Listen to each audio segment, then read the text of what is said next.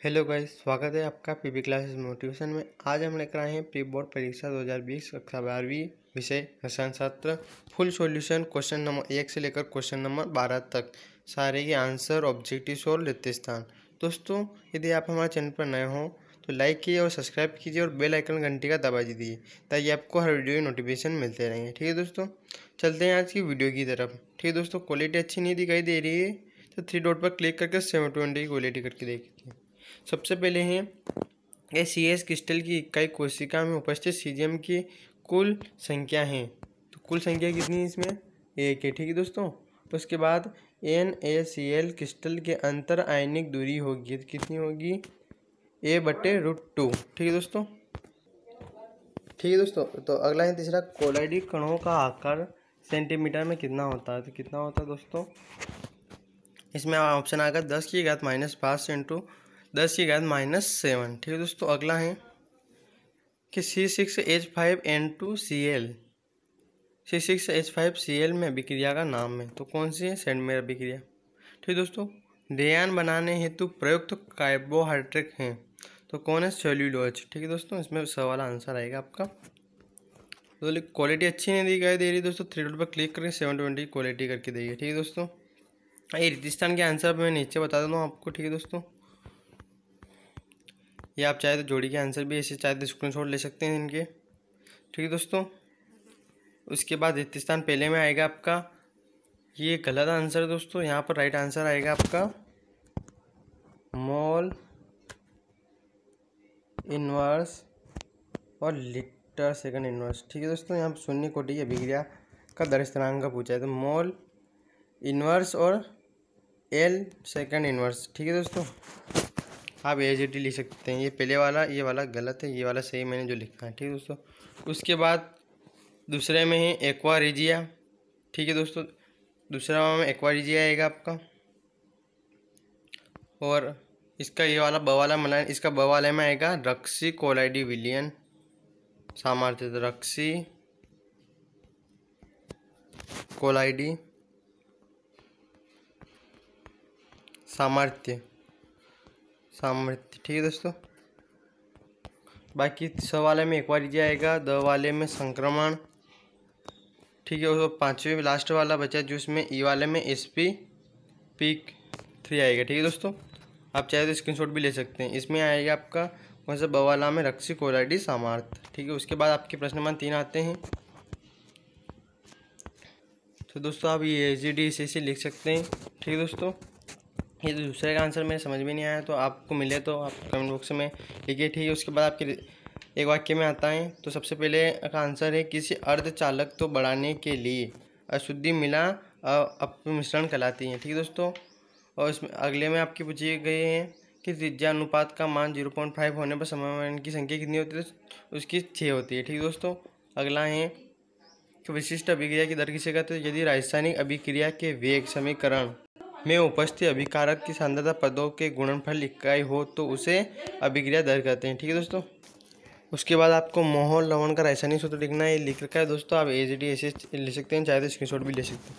उसके बाद है RNA में पाए जाने वाली उस नाइट्रोज क्षार का नाम बताइए जो DNA में नहीं पाई जाती। तो कौन नहीं पाई जाती है? यूरेसिल। ठीक है दोस्तों। उसके बाद आपके प्रश्न उत्तर आते हैं। सबसे पहला पूछा गया हेनरी का नियम लिखिए तथा इसकी 2 सीमाएं लिखिए।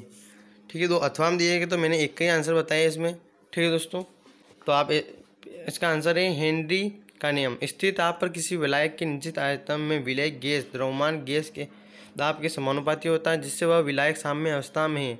यदि विलायक आयतन विलायक गैस का द्रव्यमान M तथा साम्य P हो तो M बराबर Kp, जहाँ K एक स्थिरांक है। अब इसकी सीमा लिखनी है आपको दोस्तों, 2 सीमाएँ लिखनी है। तो दो इसकी 2 सीमाएँ निम्न है। हेनरी का नियम बहुत निम्न ताप पर लागू नहीं होता है, दाब का मान बहुत अधिक होने पर यह कार्य नहीं करता है। ठीक है दोस्तों, आप चाहे तो 2 ही लिखना है। ठीक है, 2 पूछे तो इसमें चाहे तो 3 भी ले सकते हैं। यह नियम तब भी लागू होता है तब गैस की विलेयता का मान विलय में बहुत कम होता है। ठीक है दोस्तों।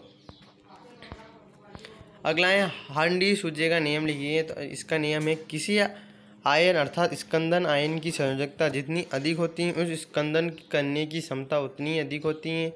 इसे इसी को हांडी-सुजले का नियम कहते हैं। किसी ऋणात्मक कोलाइडी विलयन के स्कंदन की क्षमता धनात्मक आयनों से घटता हुआ क्रम, ये क्रम लिखना है दोस्तों। ठीक है, उसके बाद है इस प्रकार धनावेशित कोलाइडी विलयन प्रति कण आयन की स्कंदन की क्षमता घटता हुआ क्रम।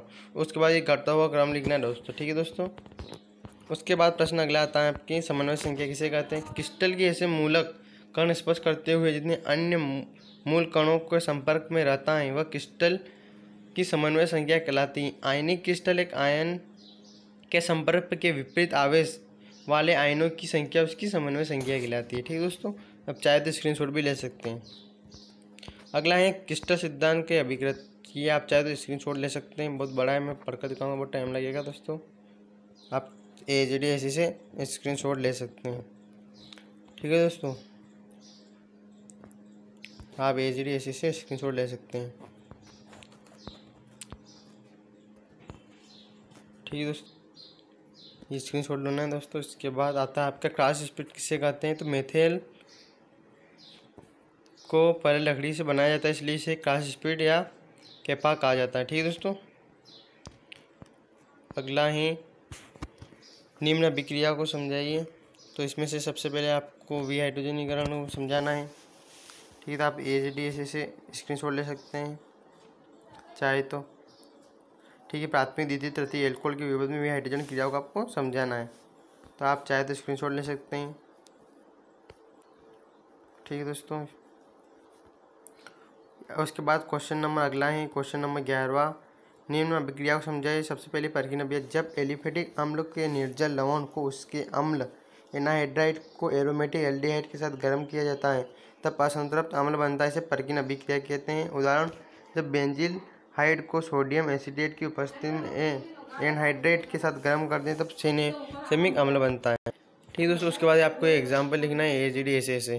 और इसी का अगला पार्ट है केनिजारो अभिक्रिया। अल्फा हाइड्रोजन रहित एल्डिहाइड को 45% NaOH के साथ उबाला जाता है तब ऑक्सी अपचयन अभिक्रिया होती है। एल्डिहाइड का एक अणु ऑक्सीकृत होकर अम्ल सोडियम लवण बनाता है और दूसरा अणु सम अपचित होकर अनुरूप एल्कोहल में बदल जाता है, इसे केनिजारो अभिक्रिया कहते हैं। उदाहरण, बेंजीलाइडेहाइड को 45% NaOH के साथ उबालने पर सोडियम बेंजोइड एवं बेंजोई एल्कोहल बनता है। ठीक है दोस्तों, ये एग्जाम्पल लिखना है आपको। और दोस्तों वीडियो पसंद आई तो लाइक शेयर जरूर करें। Thank for this is watching video.